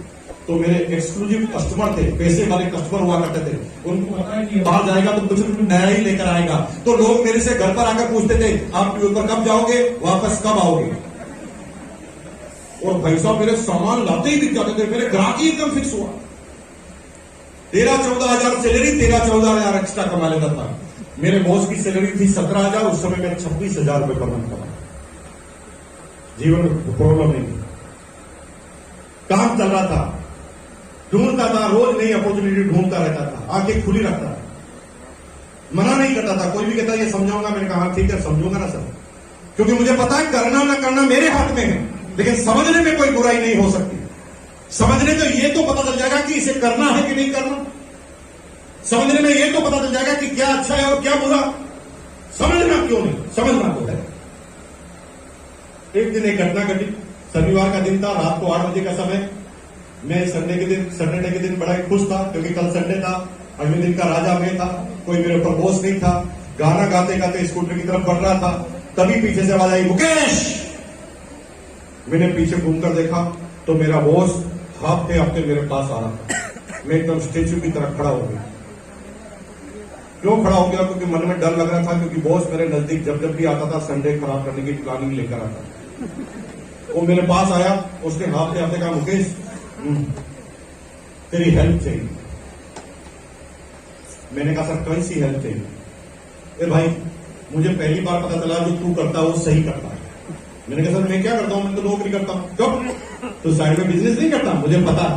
मेरा मुंह खुला का खुला रह गया कि इसको कैसे पता चला कि मैं बिजनेस करता हूं साइड में। लेकिन खुशी की बात यह थी कि उसे पहले ही पता था। और सुन, तू जो करता है मुझे पता चल गया कि अब मुझे भी करना पड़ेगा। मैं और खुश हो गया। मैंने कहा अब छुप छुप के बिजनेस नहीं करना पड़ेगा, बॉस भी करेगा, मैं भी करूंगा, तो टेंशन ही खत्म। ए भाई, तेरी तरह मैं भी साइड में कुछ करना चाहता हूं, ये सैलरी परवड़ती है। मैंने कहा सर करना चाहिए, बिल्कुल वेरी गुड, बहुत अच्छा डिसीजन है आपका। लेकिन यार प्रॉब्लम यह है, करूं क्या ये पता ही नहीं चल रहा। मेरे खानदान में कोई बिजनेसमैन था नहीं, दादाजी पिताजी, मैंने कभी बिजनेस किया ही नहीं। अब पिछले संडे मेरे दोस्त आए थे, वो मुझे पता नहीं क्या बिजनेस बता रहे थे, मुझे तो कुछ समझ में नहीं आया। मैंने तो उन्हें एक ही बात कह दी, मेरा दोस्त है मुकेश कोठारी, जिस दिन वो कह देगा कर ले, मैं कर लूंगा। मैंने कहा sir very good, thank you, आप मेरे ऊपर इतना कॉन्फिडेंस रखते हैं। ए भाई हेल्प करना। मैंने कहा क्या? एक सुबह 10 बजे वो वापस आ रहे हैं मेरे घर पर, वो फिर बताएंगे, तू थोड़ा समझकर मेरी हेल्प कर देना, समझ ले और बता दे मुझे करना है कि नहीं।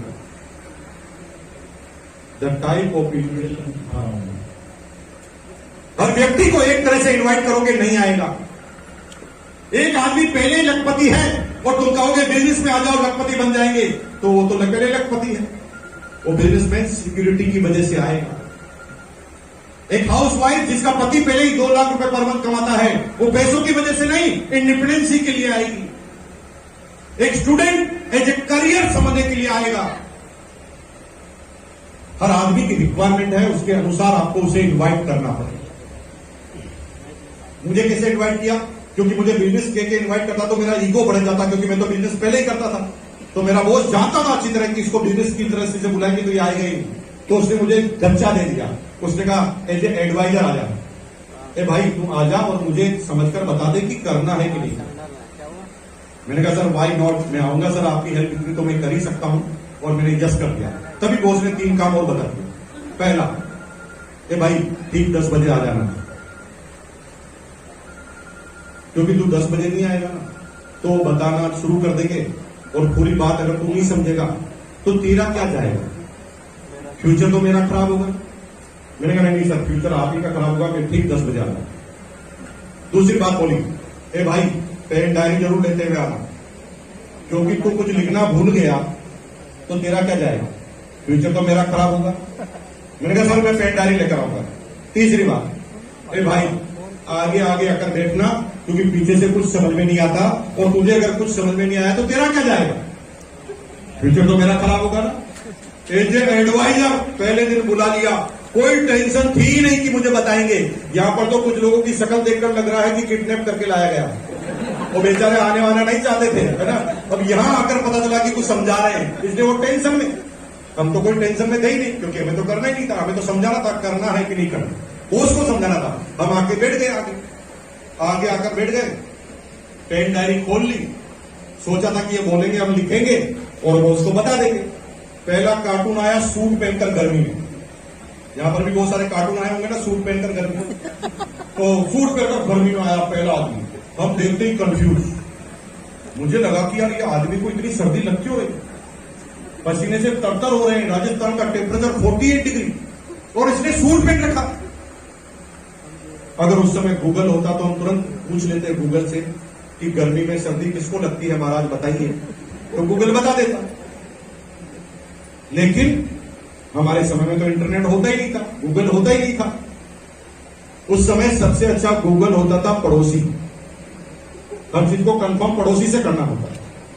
तो हम पड़ोसी को थोड़ा टिक मारी और पड़ोसी को पूछा, अरे भाई साहब आप क्या बता सकते हैं कि ये सारे लोगों ने सूट पहन रखा है, इनको इतनी सर्दी क्यों लग रही। तो मेरा पड़ोसी क्या कहता है, भाई साहब फिर भी 10 मिनट से नहीं सोचना। तो मुझे बहुत खुशी हुई कि मेरा पड़ोसी मेरे जैसा, हमारे जैसा आदमी कोई पड़ोसी मिल जाए तो मजा आता कि नहीं आता। जैसे आप किसी को राह चलते हुए बोले हेलो क्या हाल चाल है, और सामने वाला कह रहा बस चल रही है कट रही है, तो आपके चेहरे पर ऑटोमेटिक मुस्कुराहट आती है, ये तो मेरा भाई है, इसकी भी चल रही है कट रही है और मेरी भी चल रही है कट रही है, दोनों सगे भाई।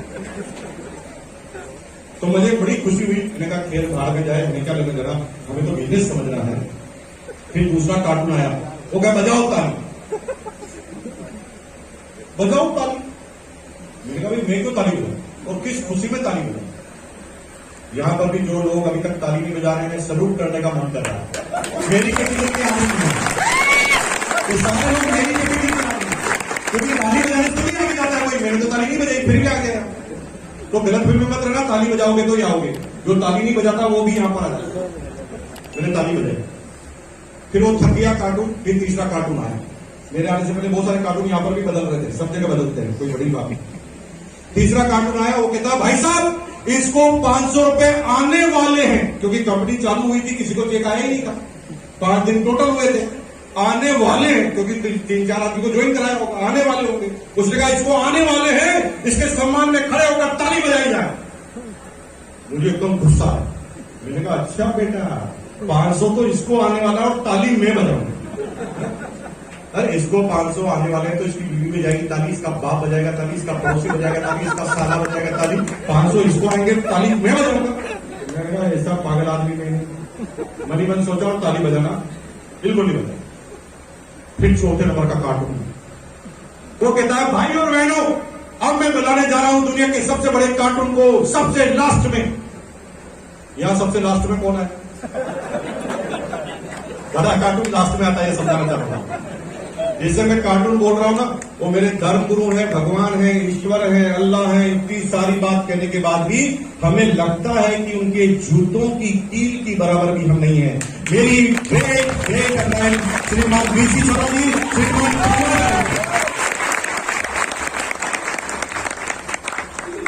बीसी चौधरी जी बोलने लगे।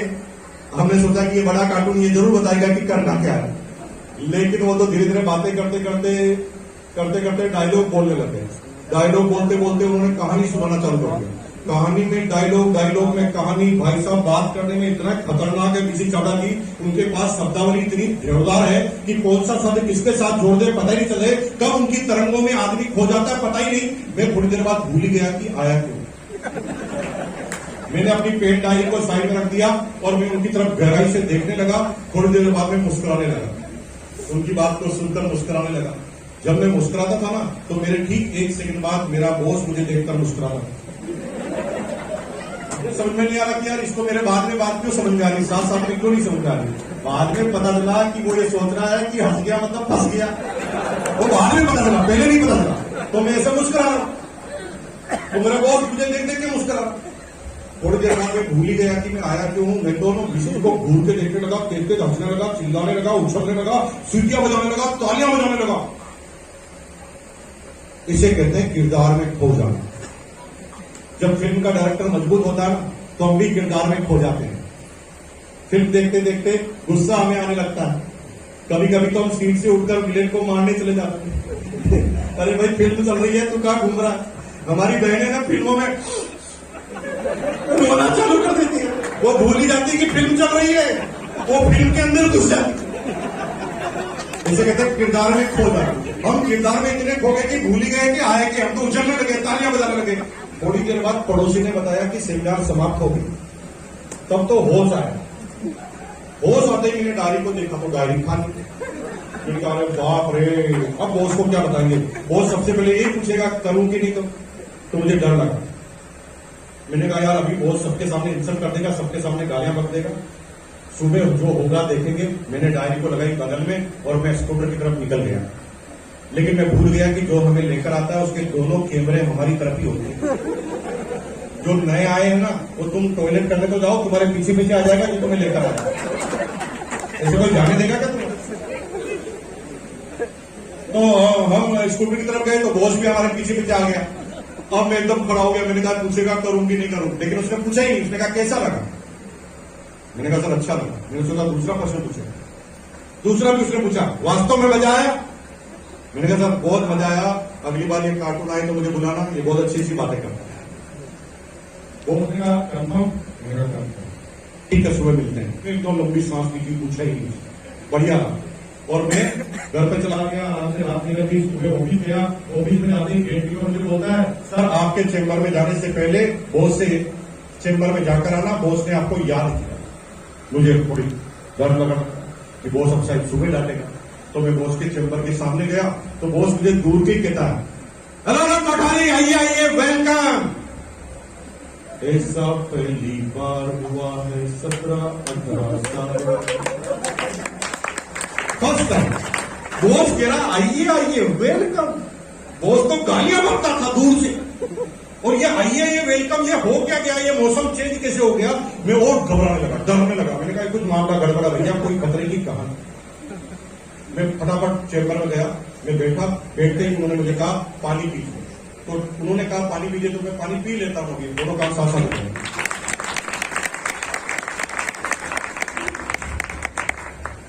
मैंने पानी पिया, बॉस ने वापस पुरानी रात छेड़ दी। कल मजा आया?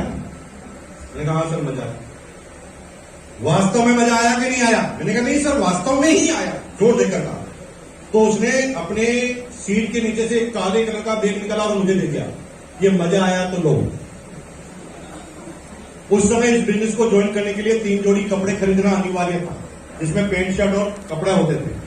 अभी डायरेक्ट सेलिंग में ज्वाइन करने के लिए एक फूटी कोडी भी खर्च नहीं करनी पड़ती, लेकिन हमारे समय में कंपल्सरी 1200 रुपए देने पड़ते। मैंने खोल कर देखा तो अंदर कपड़े थे।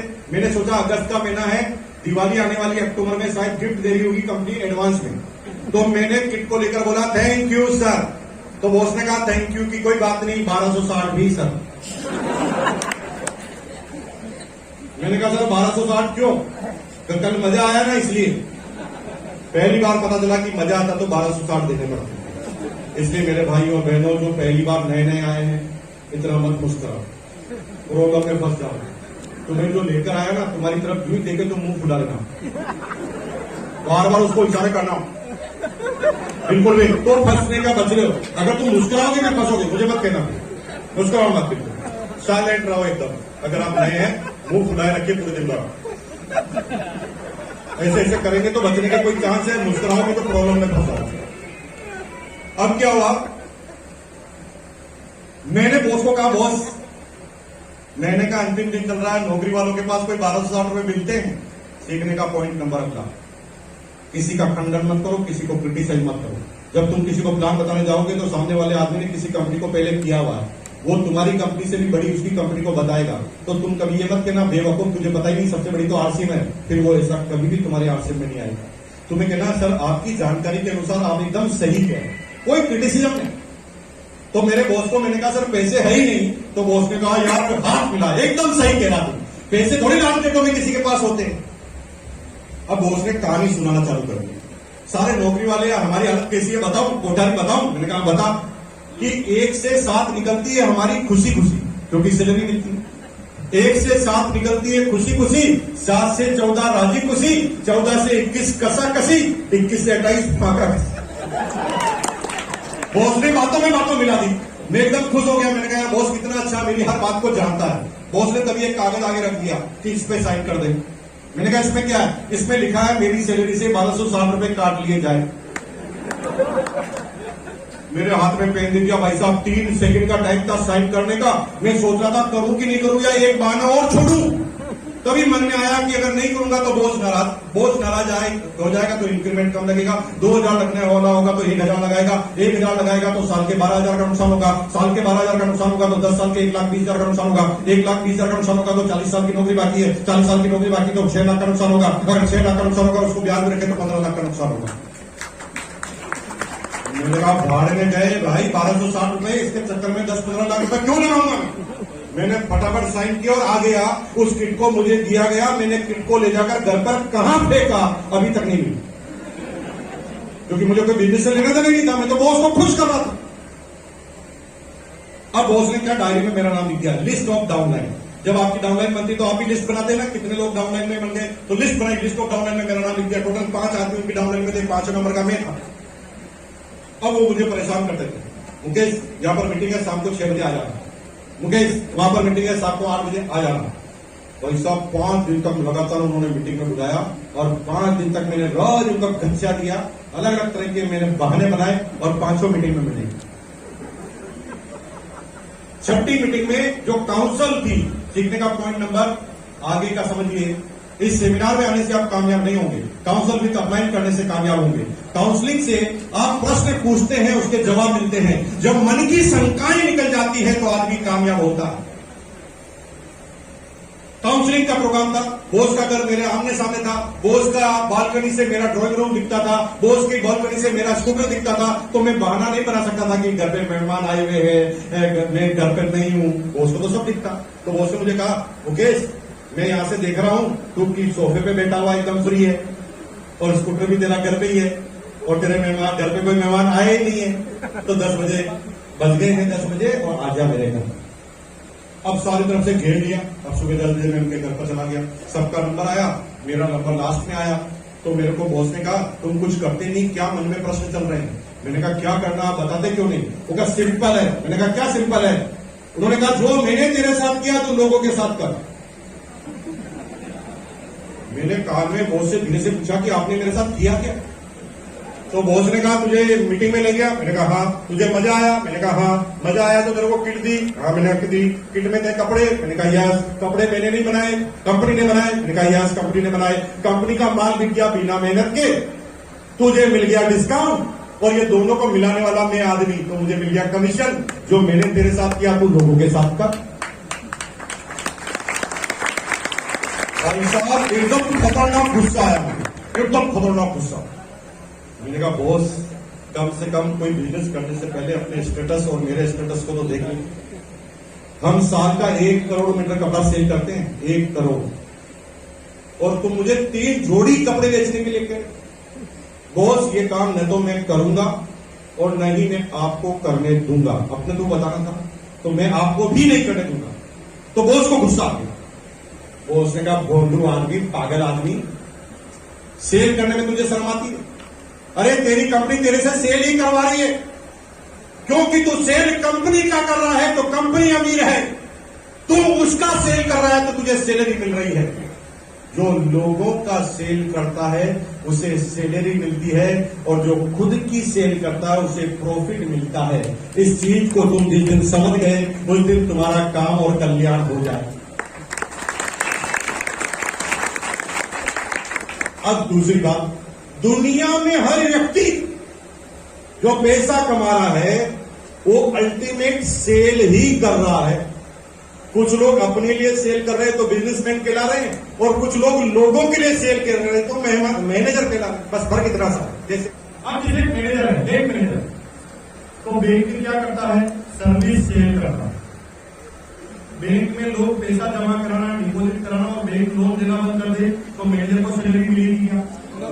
यानी बैंक मैनेजर को बैंक के मालिक सेल करने के लिए रखते हैं, सेल करने में सहयोग करने के लिए रखते हैं। जिस दिन बैंक की सेल बंद हो जाएगी बैंक में भी सैलरी देना बंद कर देगा। तुम बैंक के लिए सेल करोगे तो सैलरी मिलेगी और खुद के लिए सेल करोगे तो मालिक बनोगे। सेल करना है कि सैलरी लेना है, ये आपको डिसाइड करना है। दुनिया में 80-20 का रेशियो है। 20% लोग अमीर हैं क्योंकि वो आपको सेल के लिए रखते हैं। तुम रेलवे के टीटी हो, 1 लाख सैलरी मिलती है तो रेलवे क्या करता है? रेलवे ऑल्सो सर्विस सेल करता है, तभी उसके इनकम आती है। तुम सेल में सहयोग करते हो, उससे पैसा आता है। सेल तो करनी पड़ेगी, कोई तरीका नहीं। दुनिया में कोई भी अमीर आदमी है तो सिर्फ सेल की वजह से। अगर टाटा अमीर है तो सेल की वजह से, टेस्ला अमीर है तो सेल की वजह से, टोयोटा अमीर है तो सेल की वजह से। कोई भी व्यक्ति बिना सेल के टोकरी खा ही नहीं। फर्क इतना है, सेल अपने लिए करो या सेल लोगों के लिए करो, सेल तो करनी करो। लेकिन सिर्फ सेल करने से कोई अमीर नहीं बनता, सिर्फ सेल करने से कोई अमीर नहीं बनता। सेल को केले वाला भी करता है, क्या वो अमीर है? नहीं, क्योंकि वो सिर्फ सेल कर रहा है बिना नेटवर्क बनाए। हेलो, वो सेल क्या कर रहा है? बिना नेटवर्क बनाए पूरी केले ला रहा है और पूरी केले बेच रहा है। दिन पहले 24 थे, अब 24 में तो 3 घंटे हो गए। टाइम भी उसने बढ़ा लिया, हाथ भी उसने बढ़ा लिए। अब केले की सेल ज्यादा होगी कि नहीं होगी? हेलो, फिर वो अलग अलग फ्रूट की दुकान खोलेगा तो और ज्यादा होगी कि नहीं होगी? यानी दुनिया में अमीर कभी भी कोई सेल करने वाला तब बन सकता है जब सेल का नेटवर्क बनाए। टोयोटा नंबर 1 है तो दुनिया में 57,000 शोरूम है उसके। सैमसंग अगर टॉप पर है तो दुनिया में 90 लाख आउटलेट है सैमसंग के, इसलिए वो अमीर है। अगर नरेंद्र मोदी प्रधानमंत्री है ना तो उसके भी आउटलेट है, अलग अलग जगह ब्रांच है, गांव में भी छोटी छोटी ब्रांच है, बीजेपी मोर्चा। हेलो, बिना नेटवर्क के न तो कोई प्रधानमंत्री बन सकता है, बिना नेटवर्क के न कोई मालिक बन सकता है। नेटवर्क तो बनाना पड़ेगा। मैं घूर के देखने लगा, तभी उसने कहा इसका माइनस पॉइंट यह है कि बिजनेस में जो नेटवर्क बनाता है वही अमीर बनता है, जो नेटवर्क में शामिल होता है वो कभी अमीर नहीं बनता। जैसे मेरी दुकान है, मेरी दुकान में आप नौकर हैं तो आप अमीर बन सकते हैं क्या? कभी भी नहीं। मैं अमीर बन सकता हूं। जैसे मुकेश अंबानी ने इनको पेट्रोल पंप दिया और 10,000 पेट्रोल पंप दिए, तो मुकेश अंबानी के लिए रात दिन काम हो रहा कि नहीं हो रहा? इनका काम तो तभी होगा जब ये सेल करेंगे। हेलो, लेकिन थोड़ा सोचो, सिस्टम में बदलाव हो जाए तो। जैसे मैंने भाई साहब को पेट्रोल पंप दिया, आपको पेट्रोल पंप दिया, अब आप अपने साले को भी पेट्रोल पंप देना चाहते हो तो डायरेक्ट दे सकते हो मुकेश अंबानी का पेट्रोल पंप? किससे मिलना पड़ेगा? मेरे से मिलना पड़ेगा, तब मैं इनको अलर्ट करूंगा। लेकिन थोड़ा सोचो कि सिस्टम में बदलाव कर दें, जैसे पूछने की जरूरत ही नहीं तो क्या होगा। जैसे मैंने आपको पेट्रोल पंप दिया, आपने अपने साले को पेट्रोल पंप दे दिया, तो मेरे नेटवर्क में, मुकेश अंबानी के नेटवर्क में कितने पेट्रोल पंप हो गए? और आपके नेटवर्क में कितने पेट्रोल पंप हो गए? एक। अब इन साले ने इनके साले को पेट्रोल पंप दे दिया, तो मेरे कितने पेट्रोल पंप हो गए? आपके कितने हो गए? साले के कितने हो गए? साले का फिर साला किसी को दे दे तो मेरे कितने पेट्रोल पंप हो गए? आपके कितने हो गए? साले के कितने हो गए? साले के कितने हो गए? यानी नेटवर्क सबका बन रहा। अगर ऐसा हो जाए तो मैंने मेरे बॉस को कहा, सर गजब, ऐसा हो जाए तो मजा आ जाएगा। उन्होंने कहा यही तो आरसीएम है।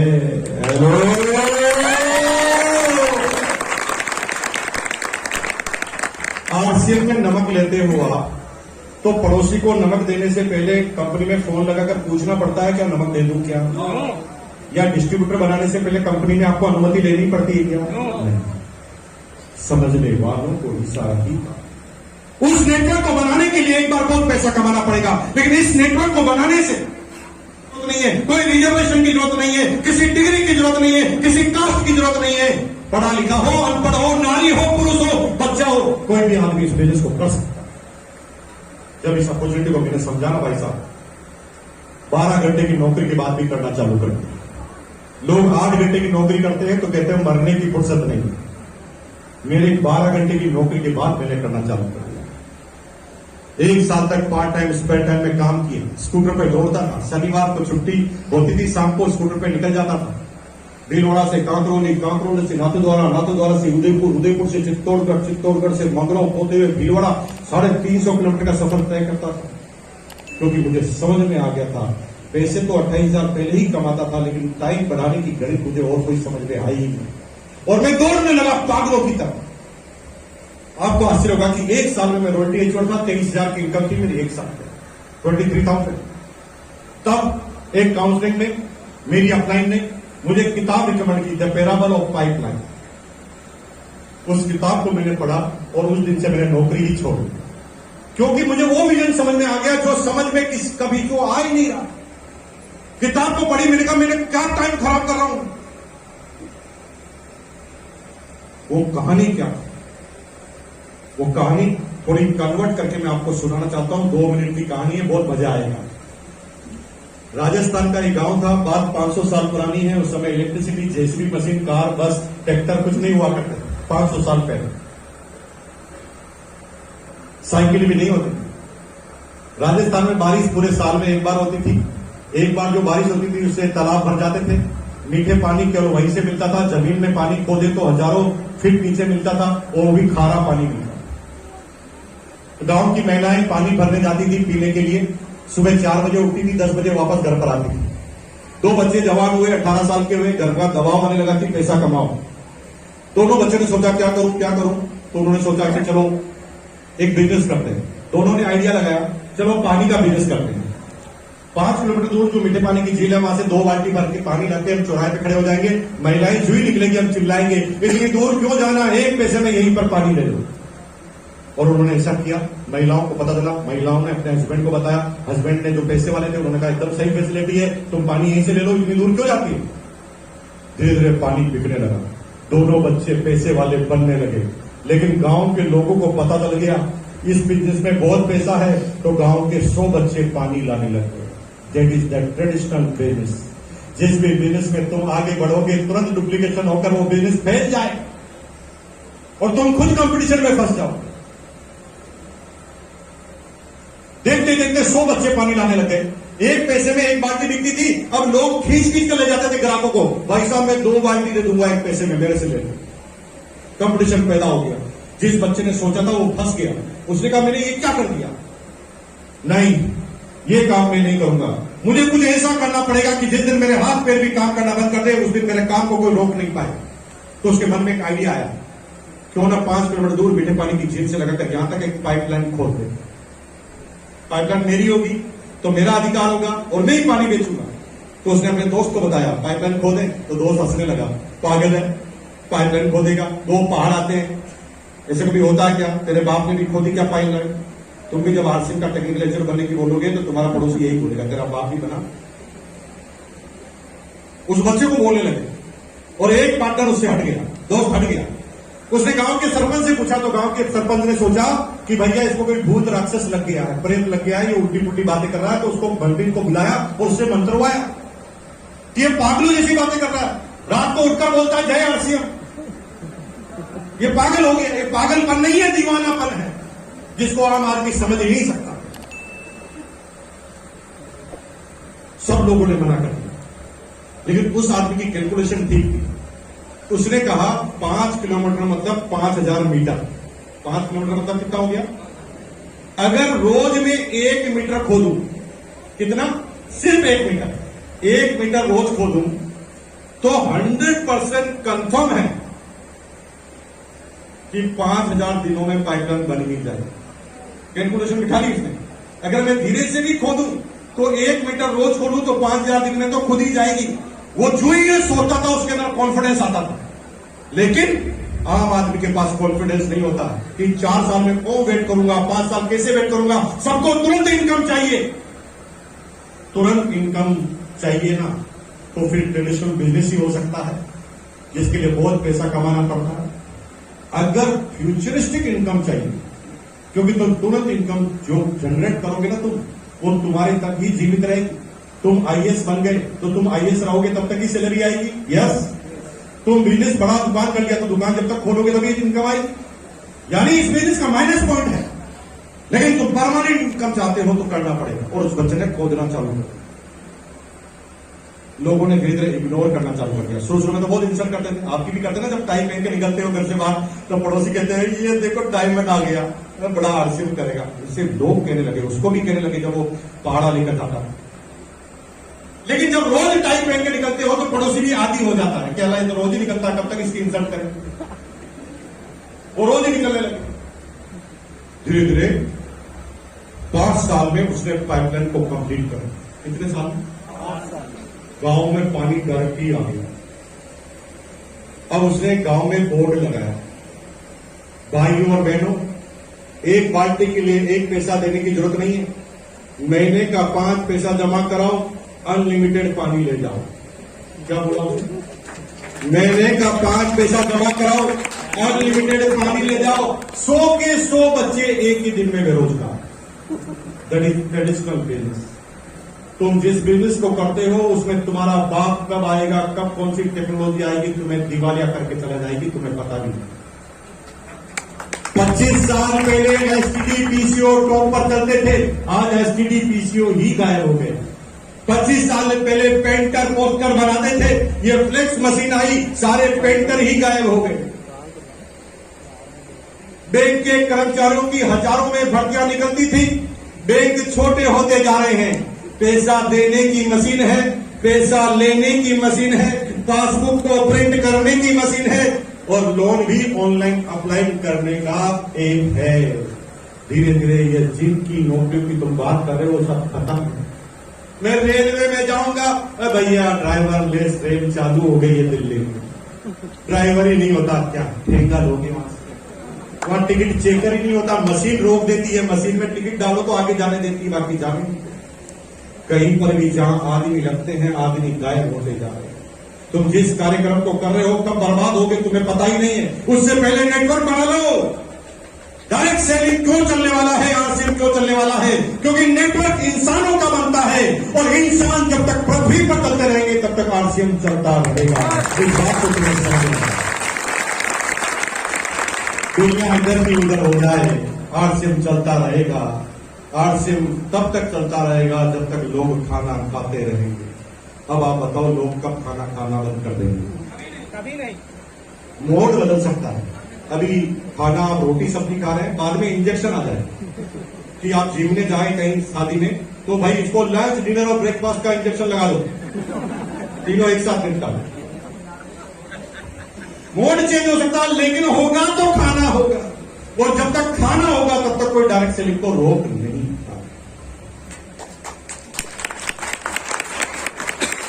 अब उसका कैसे इनकम आने लगी पता है?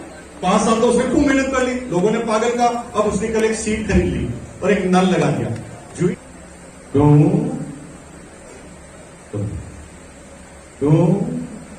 कैसे इनकम आने लगी? यू कर। कैसे आने लगी इनकम? सब लोग अपने हाथ को ऐसे करो, थोड़ा सोचो कि ऐसे आपकी इनकम ऐसे करो भाई साहब, ऐसे करो, ऐसे। हाँ,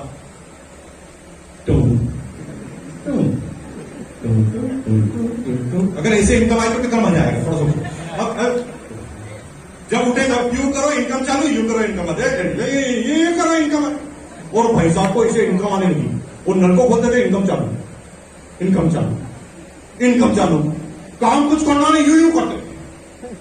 अब इनकम इतनी आने लगी कि पूरे गांव की इनकम उनके पास आने लगी। सिर्फ 2 महीने में अमीर आदमी बन गए गांव के।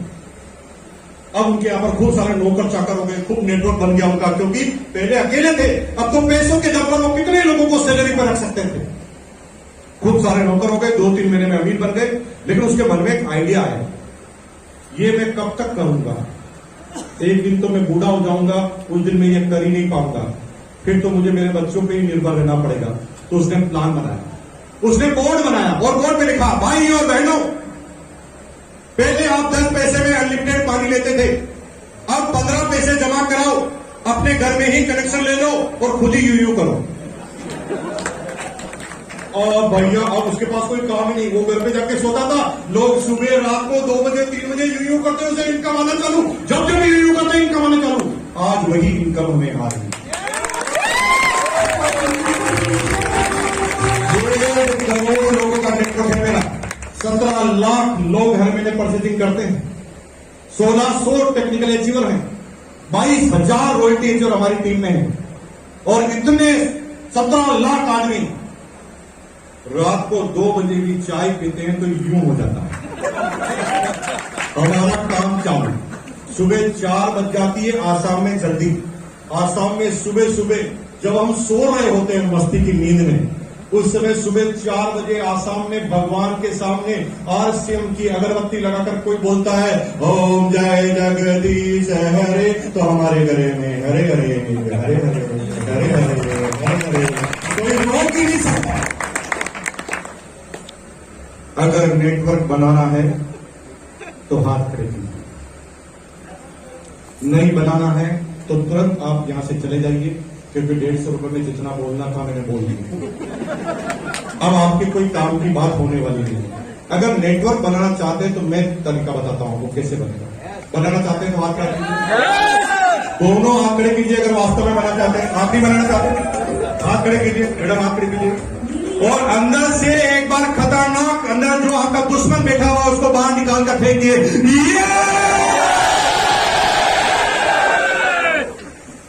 3 काम करना। पहला, यूज द प्रोडक्ट। पहले मां के सगे बेटे बन जाओ।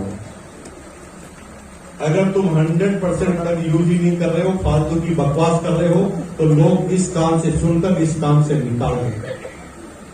2500 पीवी पर मंथ, 2500 पीवी के प्रोडक्ट अगर हम घर के इस्तेमाल के लिए नहीं ले रहे हैं तो तुम बकवास कर रहे हो, तुम ना इंसाफी कर रहे हो, तुम आरसीएम को बदनाम करने की कोशिश कर रहे हो।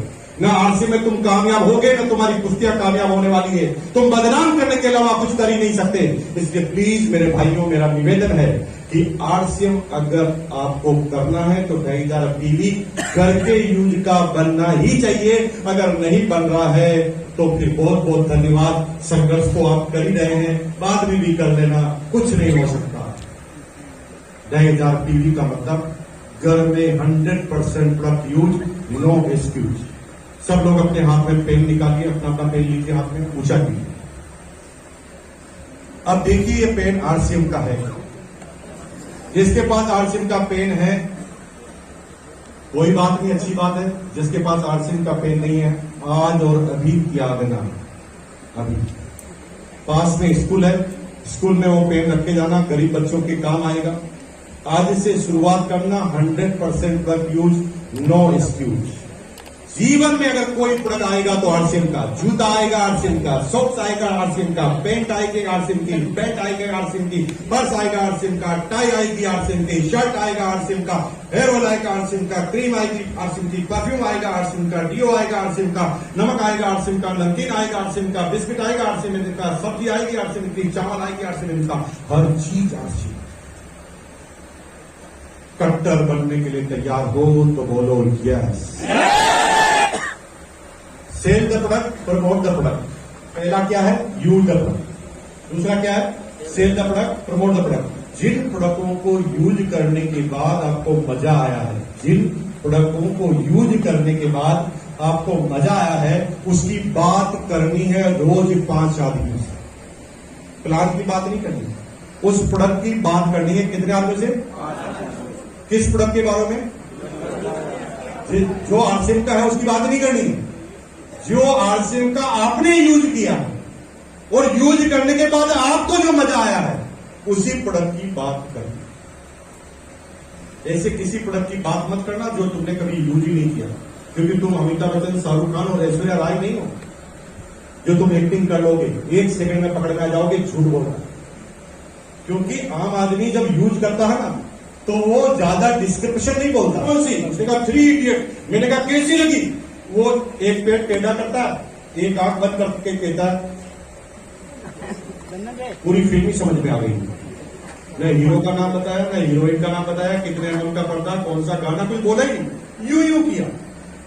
ये यूं करते ही मेरा दिल यूं होने लगा। ये फिल्म तो देखनी नहीं। उसी प्रोडक्ट के बारे में आपको बात करनी है जिन प्रोडक्टों को आपने इस्तेमाल करके देख लिया और जिसको यूज करने के बाद दिल कहता है वाह वाह। क्या कहता? वाह नहीं कहता, वाह वाह। दिल को वाह वाह कहता है, उसको आपको रिकमेंड। अगर ऐसा करेंगे तो 250 पीवी पर डे बन जाएंगे। कितने बन जाएंगे? 250 पीवी पर डे नहीं बन रहे तो घर पर आने का अधिकार नहीं है, रेलवे स्टेशन पर सो जाओ। अगर इतना कमिटमेंट है तो फिर दुनिया की ताकत तुम्हें कामयाब होने से रोक नहीं सकती। 250 पीवी पर डे का मतलब क्या है?